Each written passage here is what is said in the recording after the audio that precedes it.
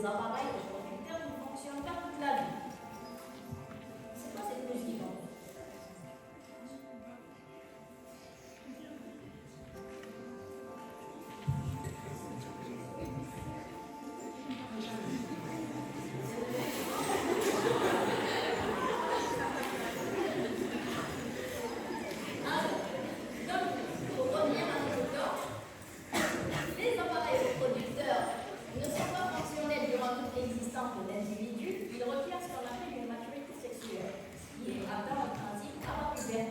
C'est-à-dire que chez les hommes ou chez les femmes, il faut acquérir un certain âge à partir duquel les appareils reproducteurs sont fonctionnels. Donc en théorie, on peut y avoir une grossesse à partir de là. Donc ça, c'est une deuxième particularité.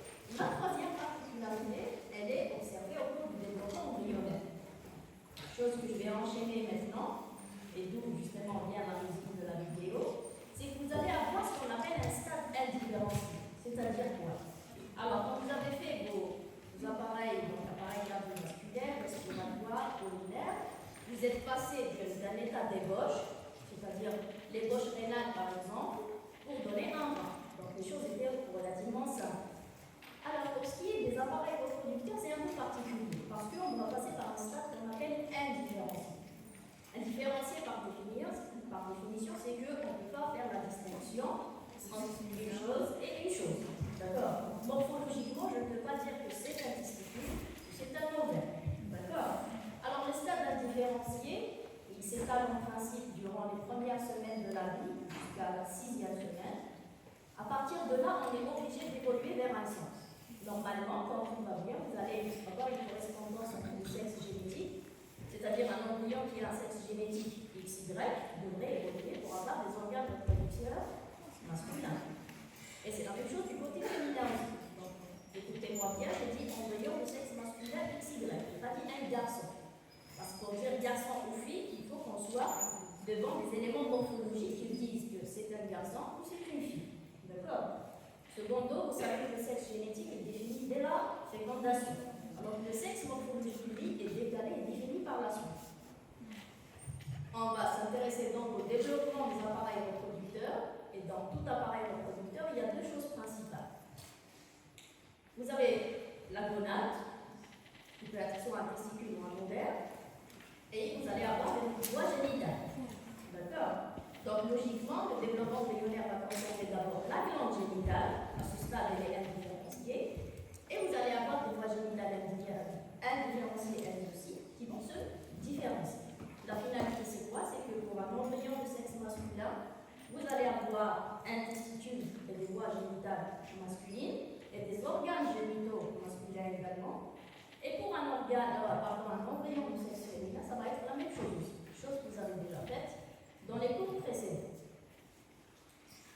Je reviens donc à ma fameuse vidéo et on entame directement le développement. Donc, il faudra couper le son.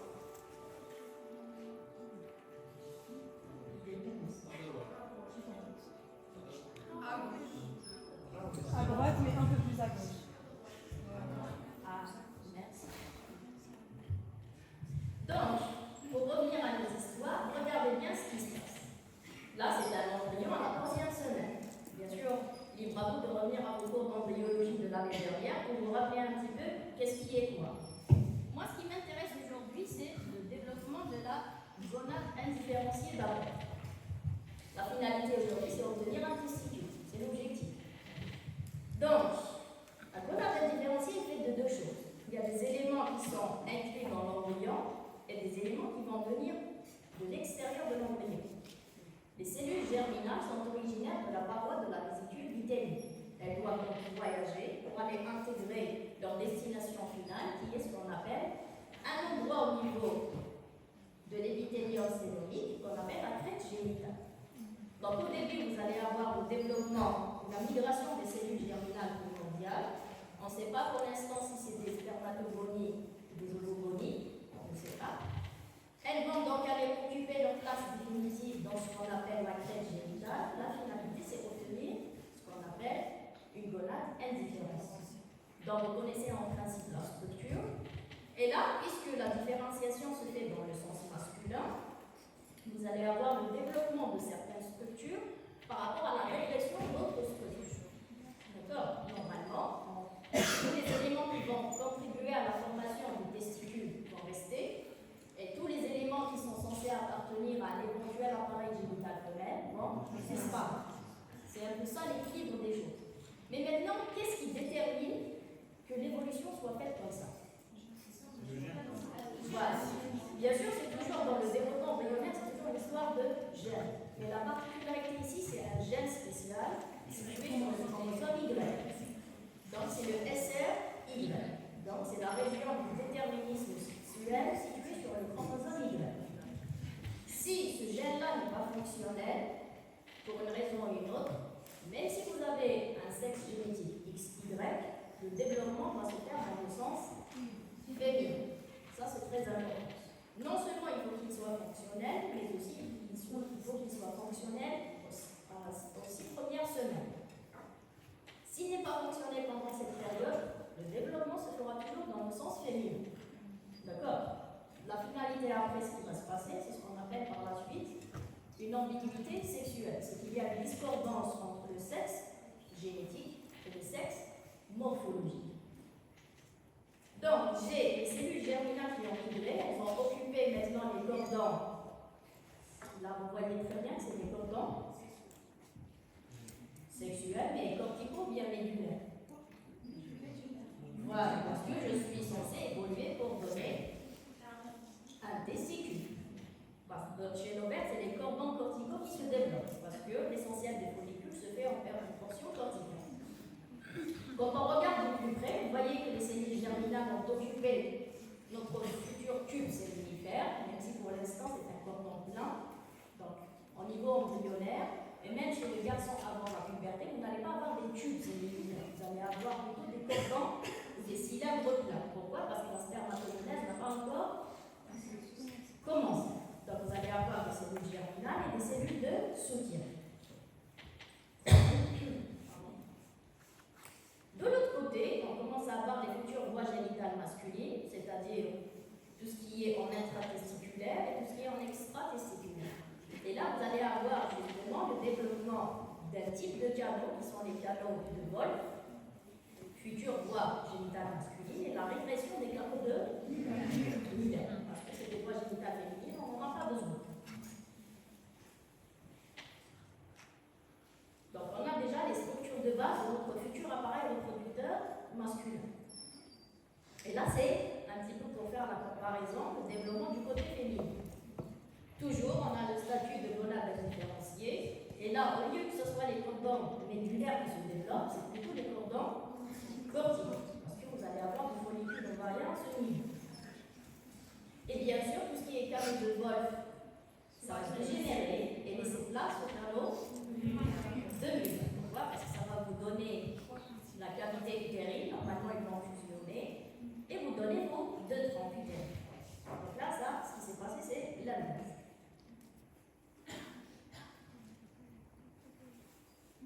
Donc ça, c'est au niveau, on va dire, de la gonade indifférenciée. Et maintenant, c'est les voies génitales.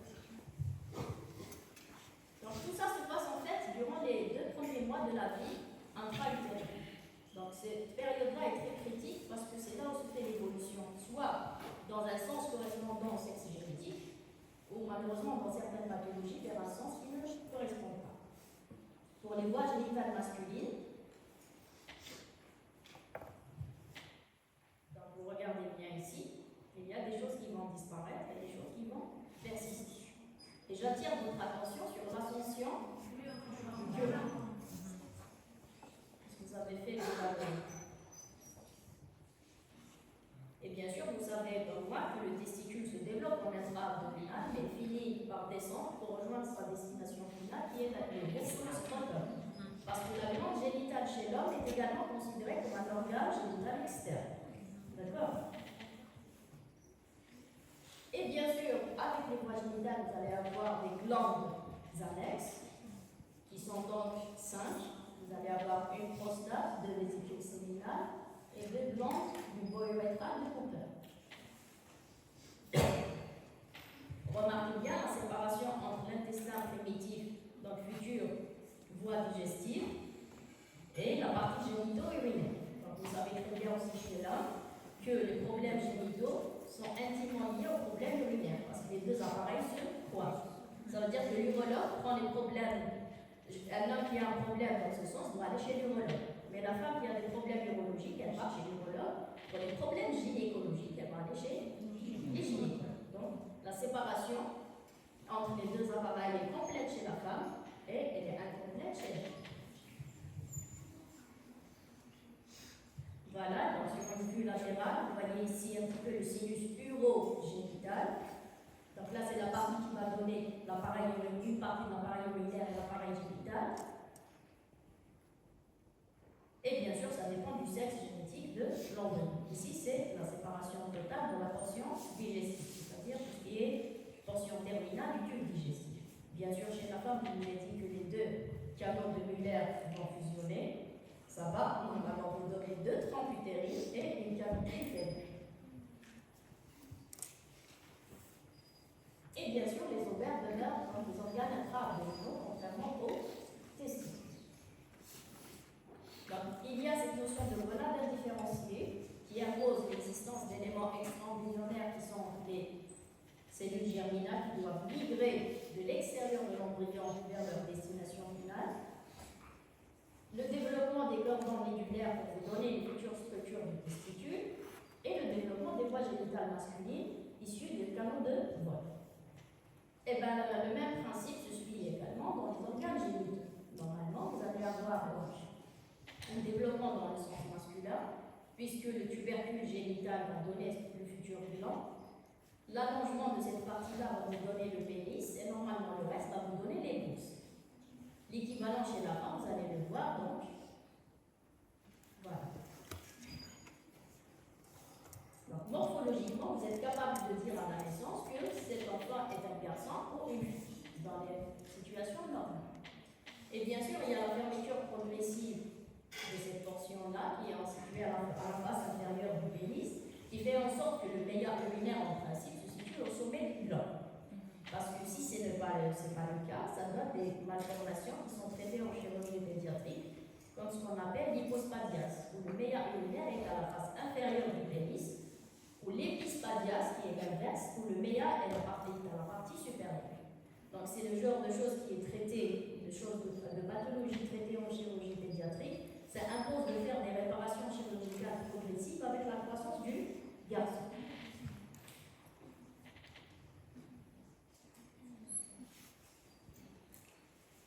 Donc vous voyez l'influence ici du chromosome Y, plus particulièrement le gène SRY, détermine justement la différenciation sexuelle, associé bien sûr à d'autres gènes qui vont dans ce sens. Un élément intéressant également, c'est l'action de l'hormone anti-mullérienne, donc par son nom l'indique, hormone anti-mullérienne, c'est qu'elle empêche le développement des canaux de Muller. Elle est fabriquée justement par les cellules de Sertoli, qu'on aura l'occasion de voir tout à l'heure. Et vous avez également cette notion de temps. Ça veut dire que tout ça va se produire sur un laps de temps limité avant la 8e semaine. Ça veut dire qu'entre la 6e et la 8e, le sexe morphologique de l'embryon doit se déterminer. Donc là, c'est un peu le détail du développement. Donc, normalement, le meilleur urinaire va se trouver justement à cette portion.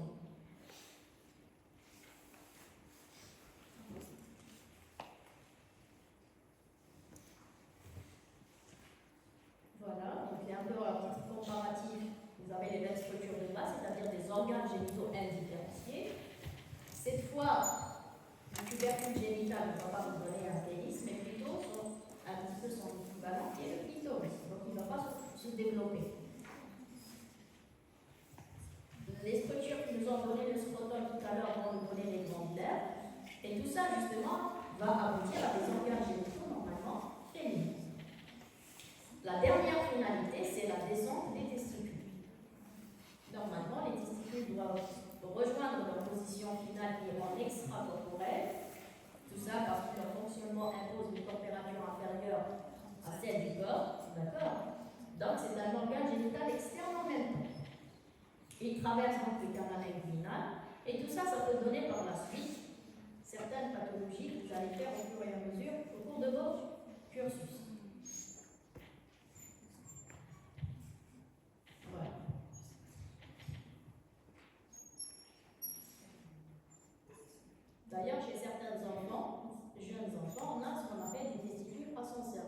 c'est que parfois, en les examinant, on retrouve les testicules et parfois non, parce que leurs testicules sont tellement petits qu'ils peuvent remonter. Mais le problème, c'est qu'au fur et à mesure de la croissance, il faut que le testicule reste justement extracorporel. D'accord? Donc, qu'il soit effectivement fonctionnel. Donc, parfois, on est obligé d'opérer certains garçons pour obliger le testicule à rester bloqué dans sa position au niveau des os. Voilà donc pour ce qui est de développement embryonnaire de notre appareil génital mâle. On passe par la suite à la histologie, donc c'est ce qui nous intéresse aujourd'hui.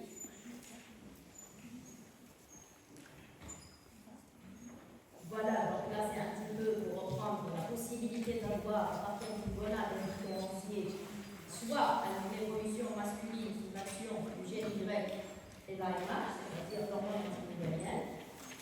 Quand il n'y a pas de chromosome Y, il n'y a pas d'AMH puisqu'il n'y a pas de cellule de Sertoli, le développement se fait vers le côté féminin. Et bien sûr, quand il y a des testicules, il faudra, l'élément très important ici aussi, c'est la production de testostérone. Parce que les voies génitales masculines et les organes génitaux masculins ont besoin de testostérone pour se développer. D'accord? Donc vous voyez un petit peu la différence entre le développement embryonnaire des autres appareils par rapport à ceux des organes reproducteurs. Bien sûr, le gène SRY associé à votre gène définit le développement masculin. Et son absence, quand je dis absence normalement chez le sexe féminin, ou bien pour son non-fonctionnement, donne un développement féminin. D'accord?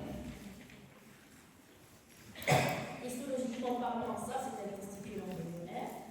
Donc vous allez avoir des cordons en fer à cheval qui sont plats. On n'observe pas de lumière dans les tubes séminifères parce que pour l'instant il n'y a pas de spermatogenèse. D'accord? Voilà, ça donne un petit peu ça. Vous n'allez pas trouver une lumière dans un tube. On l'appelle tube, mais en réalité pour l'instant c'est un tube. Et surtout pas de spermatogenèse. D'accord? Bien sûr, on a les voies génitales masculines. Là, on a la dernière portion du mésonéphros qui donne des corps différents. Et les voies génitales à partir des canaux de Wolff qui donnent les liquides, les vésicules séminales, le canal déférent et le canal éjaculatoire. Et bien sûr, le développement des organes génitaux externes à partir d'un stade indifférencié vers un stade où il est possible de dire si c'est un garçon, une. Voilà, histologiquement parlant, on commence donc par notre glande génitale, c'est-à-dire le testicule. Alors, c'est un organe anatomiquement ovoïde situé dans les bourses. Donc, ici, sur ce schéma, vous le voyez très bien. Il est entouré par un certain nombre d'enveloppes dans la vaginale testiculaire. Il se continue, bien sûr, par notre épidémie, c'est l'anatomie. Et bien sûr, il est logé en extrate corporelle au niveau des bourses. Ce qui est représenté en vert, c'est la subdivision du testicule en lobules, parce que l'unité c'est le lobule testiculaire, et dans chaque lobule, en principe, vous allez trouver des tubes séminifères. En général, il y en a 3 et 4, mais ils sont tellement contournés, vous avez cet aspect-là. Voilà, ça c'est des lobules testiculaires. Le tout étant bien sûr inclus dans les bourses. L'induginée, donc c'est celle qui donne justement la subdivision des testicules en lobules. Et dans chaque lobule, je vous ai dit qu'on a des tubes séminifères. Les tubes séminifères vont se continuer par ce qu'on appelle des tubes droits. C'est des portions très courtes, en général elles sont difficiles à observer, et comme leur nom l'indique, ils sont droits. D'accord? Les tubes droits vont se déverser dans ce qu'on appelle le RTT6. Donc c'est un réseau de canalicule enchevêtrés, et le tout va se continuer par les cônes efférents, qui sont donc la première partie de l'épidémie. Donc on reconnaît donc des voies testiculaires, des voies masculines intra-testiculaires et des voies extra-testiculaires. Donc ce schéma il a l'air simple, mais il résume assez bien l'essentiel à connaître. Donc il y a le site de production des spermatozoïdes et de la testostérone, parce que le testicule est une glande amphitrine, dotée d'une production exocrine représentée dans les spermatozoïdes et endocrine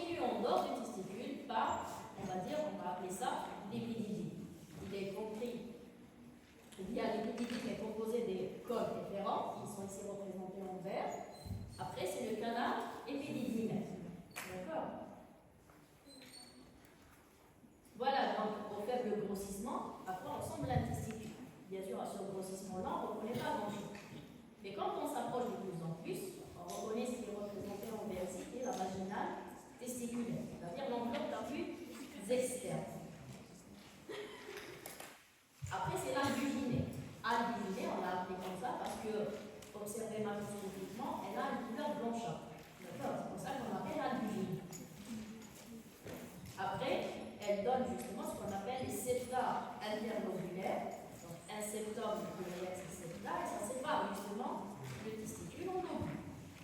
Et là, vous voyez très bien que c'est un testicule adulte, parce qu'on reconnaît des lumières au sein des tubes. Ça, c'est un lobule testiculaire.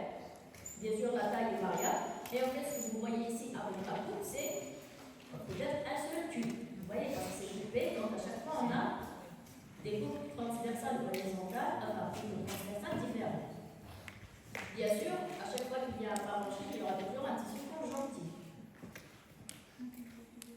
Et dans le tissu conjonctif intramodulaire, on retrouve nos fameuses cellules de Leydig qui produisent la testostérone.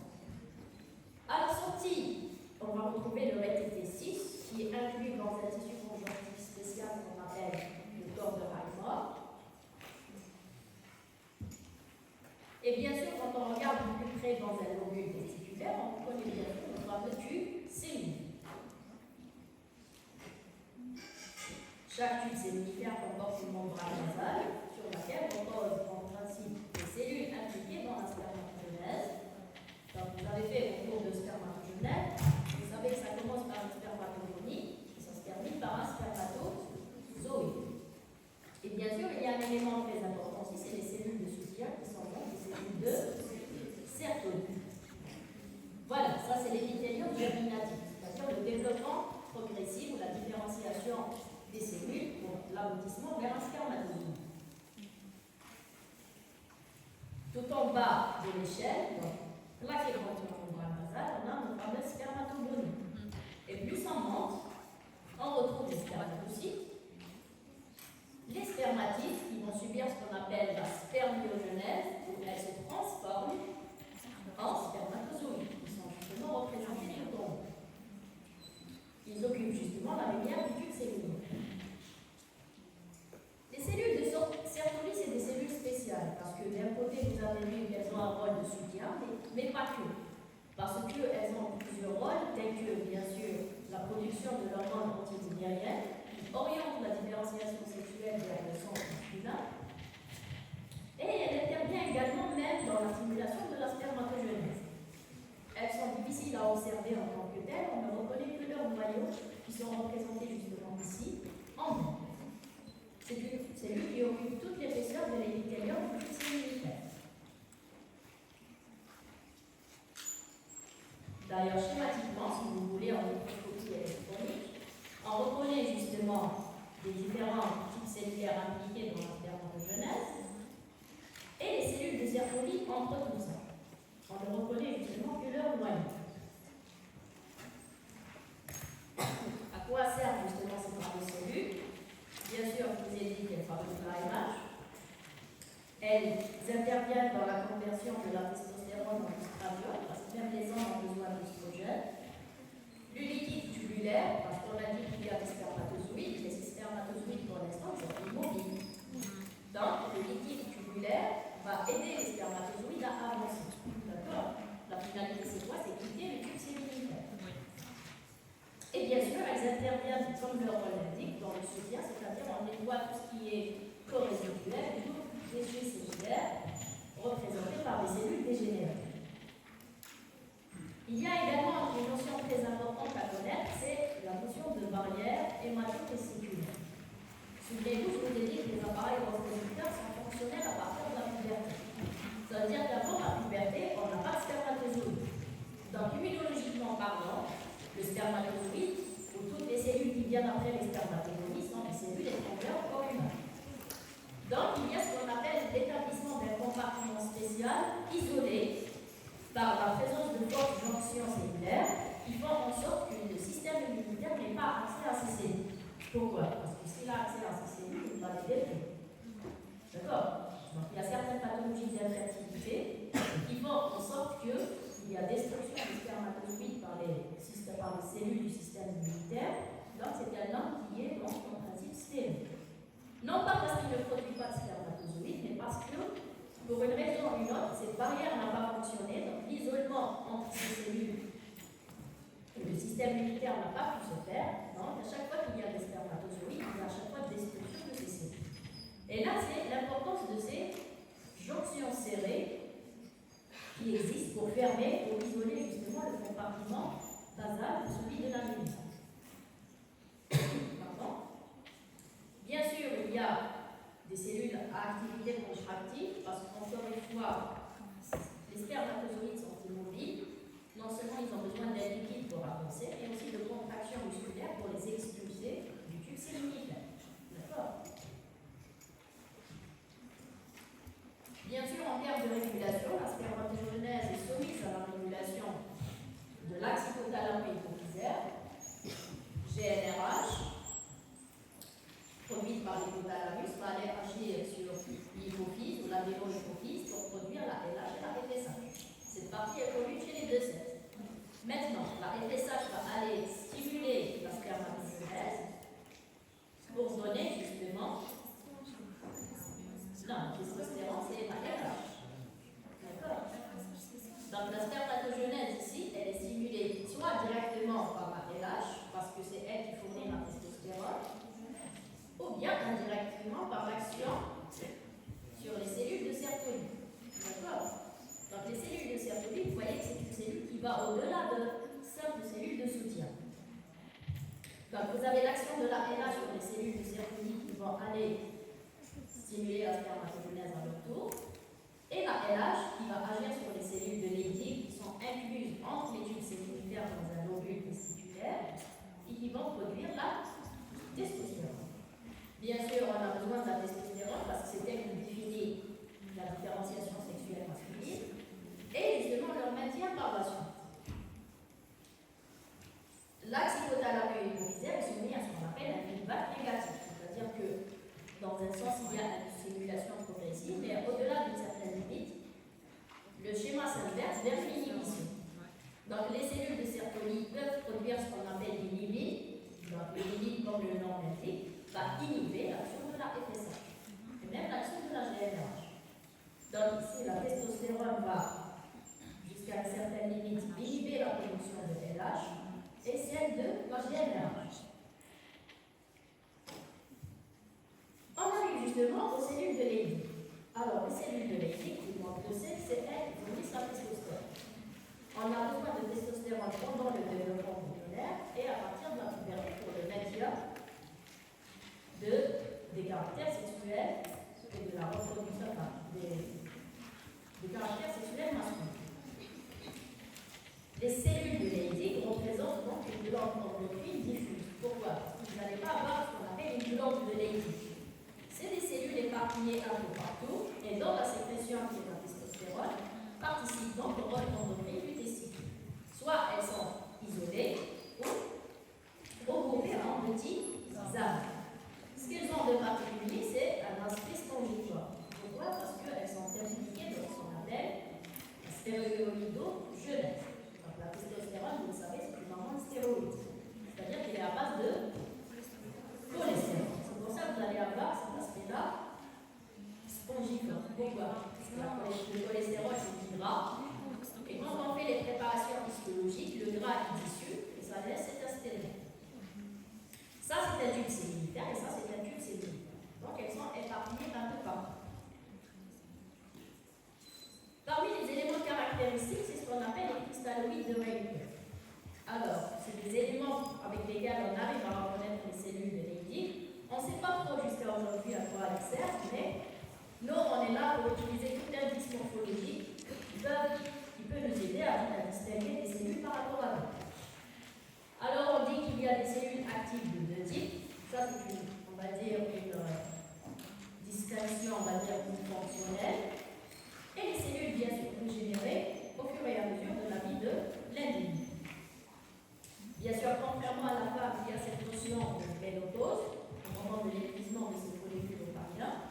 Chez l'homme, on n'a pas forcément une ménopause masculine. Tu vois, ils ont parlé de ce qu'on appelle l'andropause, qui n'est pas forcément l'équivalent de la ménopause, c'est juste une réduction de la capacité ou de la fertilité masculine, si vous voulez, sans pour autant que ça disparaisse. D'accord? Donc, c'est une cellule tout à fait conçue pour la synthèse de la stéroïdogenèse. Donc, elle est dotée de tout ce qui est équipement enzymatique. Et cet aspect spongiforme, justement, normalement, va vous rappeler la glande surrénale que vous allez faire par la suite.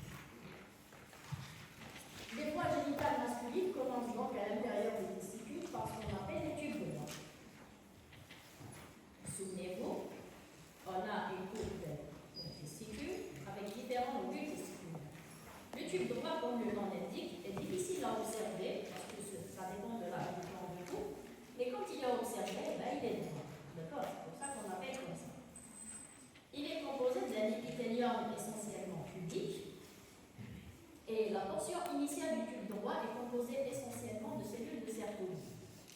Dès qu'on sort du tube cellulifère, souvenez-vous que le tube cellulifère est le siège de la spermatogenèse. D'accord. Le tube droit n'est pas le siège de spermatogenèse. Donc la portion initiale, elle va comporter que des cellules de Sertoli qui seront par la suite remplacées par d'autres cellules. Essentiellement l'épithélium cubique doté de microvillosité. Pourquoi? Pourquoi doit-on avoir de microvillosité? C'est pour réabsorber à chaque fois le liquide tubulaire fabriqué par les cellules de Sertoli. Le rététestis, donc c'est ce qui va faire suite au tube droit. Vous voyez ici un tube droit. Ici en vert, c'est le rététestis. C'est un réseau de canalicule dans lequel doit cheminer nos spermatozoïdes pour quitter le testicule. Une fois dépassé le rététestis, on commence tout ce qui se situe en dehors du testicule, c'est-à-dire corps efférent, canal épididymaire, canal efférent et canal éjaculatoire. Bien sûr, ça existe en double. D'accord? Les corps efférents et l'épididyme. Alors, quand on fait l'anatomie de l'appareil génital masculin, on nous parle de l'épididyme. Histologiquement parlant, on reconnaît deux portions dans l'épididyme. Bien sûr, dans l'anatomie, on va vous dire qu'il est la tête, le corps et la queue. Alors chez nous, en histologie, ou bien d'un point de vue histologique, la tête est occupée par ce qu'on appelle les cônes efférents. Le corps et la queue seront donc représentés par le canal épididymaire. Il ne faut pas confondre épididyme et canal épididymaire. D'accord? Et on le décrit comme ayant dans cette tête, qu'on appelle justement le globus, dans lequel on va retrouver les cônes efférents, il coiffe le testicule en signée de casque. D'accord? Donc ça, on nous a toujours décrit l'épididyme comme ça en anatomie. Tête, corps et queue. La tête, c'est les cônes efférents. Et la suite sera représentée par le canal épididymaire. Et bien sûr, c'est très contourné. Ça, c'est un cône efférent. Vous voyez très bien que la lumière est irrégulière, on appelle ça une lumière festonnée. L'épithélium également est irrégulier, on a l'impression qu'il est pseudo-stratifié. Et surtout qu'on a donc cet aspect-là irrégulier. Au fur et à mesure, donc ça c'est le cône efférent. On a différents types cellulaires, que ce soit ici, donc en niveau, ça c'est un noyau d'une cellule contractile. Et ça, c'est différents types cellulaires en voie de développement. Le canal épididymaire, cette fois, est différent. Déjà, macroscopiquement, il est différent. Regardez à quel point la lumière est régulière.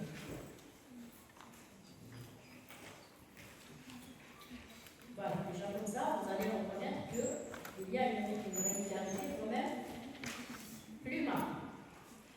C'était l'épithélium qui est cylindrique simple, surmonté de ce qu'on appelle des cils particuliers qu'on appelle stéréocytes. Normalement, vous avez fait ça l'année dernière. On a cette notion de cellules basales de remplacement. Et bien sûr, les cellules principales qui sont cylindriques, grâce auxquelles on a cet aspect cylindrique de l'épithélium.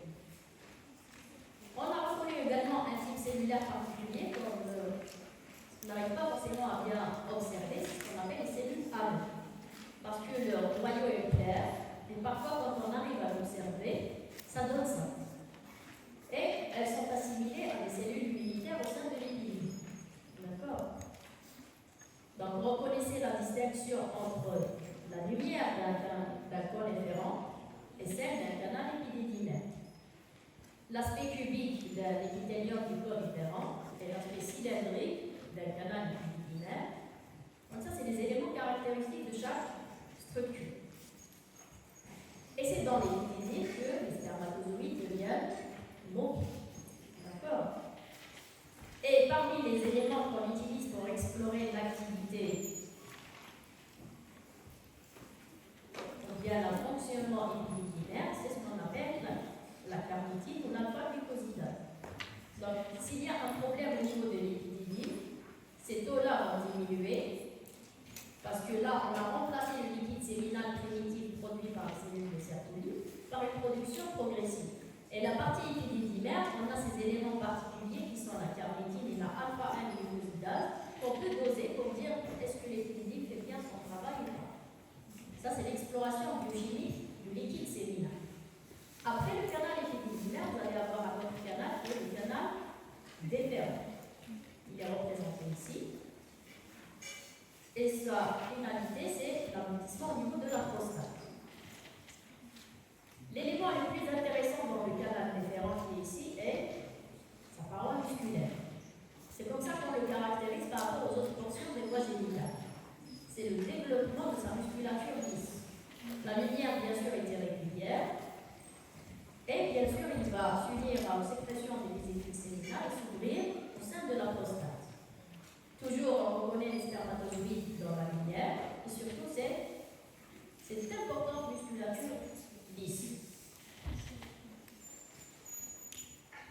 Le canal éjaculateur ressemble un peu au canal déférent, sauf qu'il n'y a pas de musculature aussi développée. L'épithélium demeure prismatique simple, avec une musculeuse qui n'est pas très importante. On l'observe justement toujours au sein de la prostate, parce que c'est là où ils vont se terminer.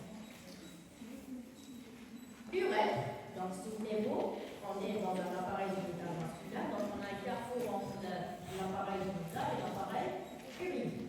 L'urètre donc, qui sert à véhiculer les urines, comme il sert à véhiculer le sperme, il va posséder 3 portions. L'urètre prostatique, l'urètre, voilà, et l'urètre pénien. Donc c'est un conduit relativement long. La portion prostatique, comme le nom l'indique, elle sera incluse dans la prostate, on va en parler tout à l'heure. Et comme c'est un urètre, il sera doté d'un épithélium urine. Donc c'est un urothélium. Le membraneux, c'est la petite portion qui va traverser le périnée. D'accord? Et le pénien, comme le nom l'indique, c'est la dernière portion qui va donc se terminer au niveau de l'ouverture, au niveau du méandrine. Donc on a des éléments, l'épithélium qui est à l'épithélium et on a des éléments vasculaires, donc ça dépend ici, c'est le greffe spongieux. Pour les glandes génitales, je vous ai déjà dit qu'il y en a 5, parce qu'il y a 2 vésicules séminales, 2 glandes de Cooper et une seule prostate. Les vésicules séminales, comme le nom l'indique, c'est donc les vésicules essentiellement représentées par des éléments qui sont contournés avec une lumière irrégulière et ramifiée. L'épithélium, lui, il est des fois cubique, des fois cylindrique. Et chaque glande, justement, participe à la production du sperme à sa façon. D'accord? Il y a la sécrétion de la vésicule, des vésicules séminales, dont l'élément marqueur est le fructose. D'accord? Elle participe donc jusqu'à 2 tiers du volume de l'éjaculat. On a la lactophérie. Donc ça, c'est des éléments qui sont intéressants à connaître parce qu'on peut les doser pour voir si la vésicule séminale est fonctionnelle ou pas. D'accord? Ça, encore une fois, c'est dans le cadre de l'exploration biochimique du sperme. L'élément deuxième, c'est les glandes de Cooper au bulbo-urétral. Vous regardez bien à quoi elles ressemblent. Donc, anatomiquement, elles se situent juste en dessous de la prostate. D'accord? Et elles sont donc dotées d'un épithélium, enfin plutôt d'une organisation. Donc ici, comme ça vous rappelle en principe une organisation acidique. D'accord? C'est des acidiques dont la lumière est large et dont les noyaux cellulaires sont beaucoup plus situés à la partie basale. Pourquoi? Parce que sa production est muqueuse. D'accord? Ce n'est pas un acide sérose, c'est des acidiques muqueuses. Glande bulbo-urétrale. Et le dernier élément parmi les glandes salines, c'est bien sûr la fameuse prostate. Donc c'est un organe musculo-glandulaire, c'est-à-dire qu'il y a des portions, des compositions glandulaires et des structures musculaires.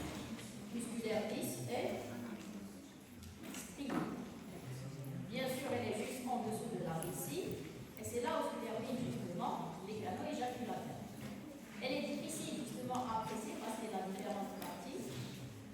On a donc la capsule d'enveloppe, on a les éléments glandulaires représentés par des glandes À l'intérieur ou à l'extérieur des sphincters qui sont soit lisses, soit striés. L'essentiel dans cette histoire, c'est que vous avez donc dans chaque lobule des éléments, voilà, de l'organisation tubulo-alvéolaire avec un épithélium qui est globalement uni. Et l'élément caractéristique également du parenchyme prostatique,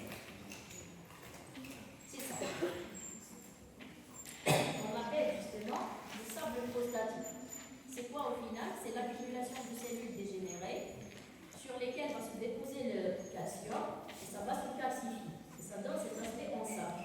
Donc c'est des grains de sable qui s'accumulent au fur et à mesure de la vie de l'individu. Donc ils sont observables en microscopie optique. Et ça nous aide justement à distinguer la prostate par rapport aux autres glandes annexes.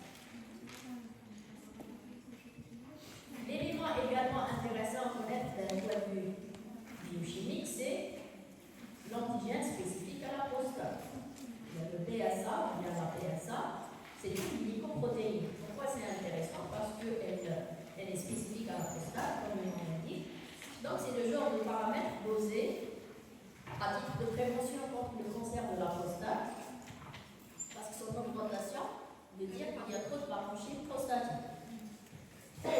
Parce que c'est physiologique d'avoir une hypertrophie bénigne de la prostate à partir d'un certain âge, mais parfois quand l'individu est connu, ou bien quand c'est trop augmenté, ou si l'individu a déjà fait un cancer de la prostate, ça devient un élément de suivi.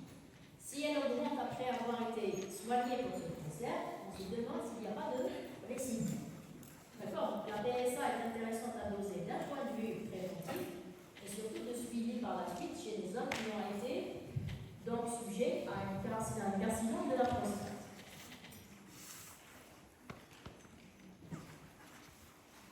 Pour les organes génitaux, bon, vous avez déjà une idée sur le testicule, puisque c'est un organe génital inclus dans le scrotum.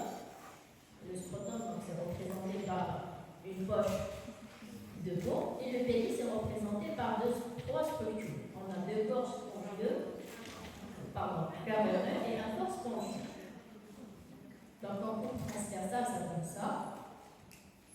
Et bien sûr, on a donc les corps caverneux 1 et 2, et le corps spongieux qui contourne justement le rêve pélvien, ou bien spongieux. D'accord? Et en application pratique lors du cours, c'est un petit peu comment peut-on organiser, enfin plutôt exploiter la fertilité masculine par la réalisation d'un certain nombre d'examens. Alors, l'examen le plus commun, c'est ce qu'on appelle le spermogramme associé au spermocytogramme. Il explore justement ce qu'on appelle la fertilité masculine en examinant un certain nombre de paramètres. Déjà, l'aspect morphologique, à quoi ressemble le sperme, sa viscosité. Après, on examine la vitalité des spermatozoïdes. Parce que tous ces éléments-là peuvent influencer sur la fertilité de l'homme. D'accord? On peut également faire une étude cytobactériologique quand on pense à une infection. On peut par la suite analyser biochimiquement le liquide séminal. Je vous ai dit que chaque portion dans les voies génitales possède un marqueur spécifique. S'il est normalement dosé, c'est bien ce qui fonctionne. S'il y a un problème par-ci ou par-là, je dis qu'il y a des choses à essayer de régler. Tout ça, on le fait dans le cadre de ce qu'on appelle la procréation médicalement assistée pour les groupes qui n'arrivent pas à avoir des enfants naturellement. D'accord? Le spermocytogramme, bien sûr, ici, il y a des normes à respecter, concernant le volume, le pH, le nombre de spermatozoïdes, donc chaque fois qu'il y a une anomalie, elle a un nom particulier, la mobilité est également